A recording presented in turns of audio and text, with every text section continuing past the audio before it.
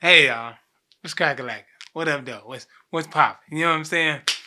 Okay, let's talk about the top three things to consider before getting married. Man, these are a big one. The number one is finances. Now, this is nothing to overlook or to be like, I deal with it when we deal with it. That's a bad idea. Don't do that because it's the second leading cost in divorce. People fighting about money all the time. What bank account? Are we going to share bank accounts? Are we going to have separate bank accounts? Where's your trust level in that, okay? Where's the trust level? Me and my wife, we have the same bank account because they don't, we don't allow that to hurt our marriage because it's not that big of a deal.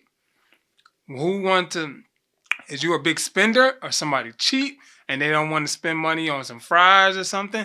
Y'all need to consider this because maybe you like to shop all the time and they don't. Maybe you want a nice fancy car and they don't.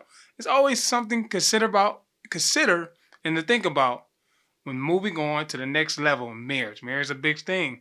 A lot of people getting divorced, so it's something to consider about is your finance. Let's talk about debt. Did you have student loan debt before you got into the marriage or any other type of credit card debt? This is something that needs to be discussed to see what, are you all sharing this debt? Is your spouse willing to help you pay it off? Will that be an issue? So that's definitely something to discuss. Exactly. So when they got credit card, student loan debt, that's their debt. And when y'all get married, it's y'all debt. Living situation, that's number 2. This is a big issue for some people. Take, for example, when me and my husband were dating in the beginning, I let him know right up front, Michigan is not a state that I want to reside in for the rest of my life. But what you have to take into consideration is if your spouse has children outside of you, if they have any other type of obligations as work or family, this is something that needs to be discussed, and you need to be open and honest with your spouse at the beginning so that this will not cause issues later down the line. Let them know if you want to go because I'm out. It's a big topic to think about and talk about because maybe somebody want to stay in the country. Maybe that was their dream to live in the country. Maybe somebody want to live in a big city and be around tons of people. That's something you guys need to talk about and think about because waiting until you end the marriage, be like, oh man, we should have talked about this. Too late because the person, maybe they want to stay behind and don't leave. Maybe they're okay with being in the town they grew up in. Or whatever, they friends is here and they don't want to leave. That is something definitely to consider and think about because you don't want to argue about, hey, I feel like moving right now. Or you could be open-minded. I don't know. Just think about it. I'm just saying. Trust. Let's talk about it. Oh yeah. Now, don't get overwhelmed with trust. Now, that is a big issue, but don't feel like, hey, I need to trust them 100%, no matter what. And then you based on your relationship on that, and then you feel like, you know what? I'm going to leave them. They could have nobody's perfect. Now, I know y'all just heard my husband say no one is perfect. Usually the one that fought is the one that say no one is perfect. That's the signs and the symptoms. You need to look out for that. The signs and the symptoms, because they be the ones not perfect. You be over there like, I ain't even did nothing.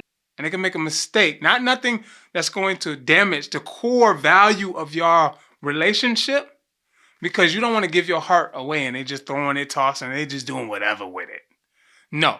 That's the point. You need to understand each other, trust in each other boundaries. But maybe they can make a mistake in the future. They're not perfect. Just think about that.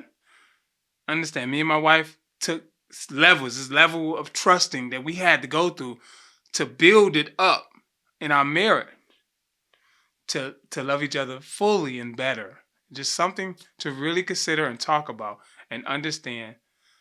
No one's perfect. I'm just trying to help. But trust is a big one, seriously. As my husband just said, look, we don't trust each other 100% like you say you trust this person.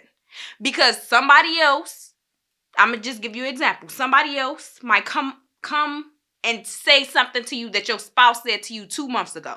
Now, you argue with your spouse about that. No, And then because you didn't trust them. Let's just get to it. You did not trust them in that area regarding that situation. But then someone 2 months later come along and say the same thing. You be like, that sound good. That's true. That's right. That's law. And it's like, so why weren't you able to really accept that from your spouse? Believe it or not, that boils down to trust. Trust is something that can be broken, but can also be rebuilt. We all go through phases and this journey together. And as my husband said again, look, we not perfect here, okay?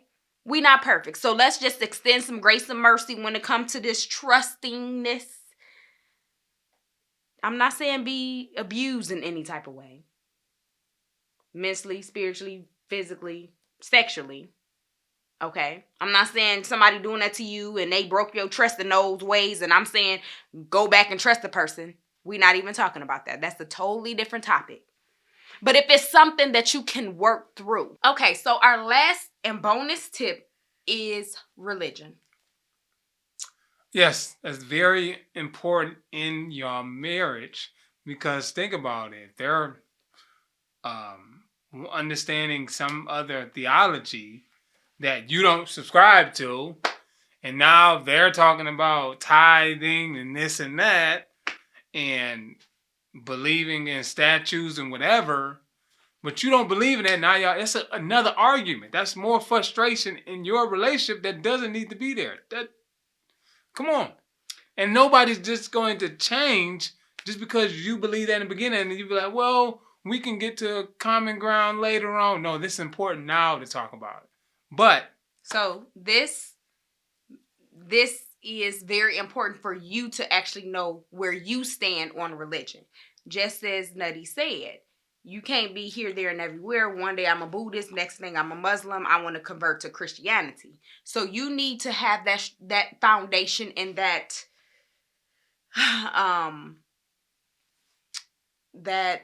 what would you say? What word?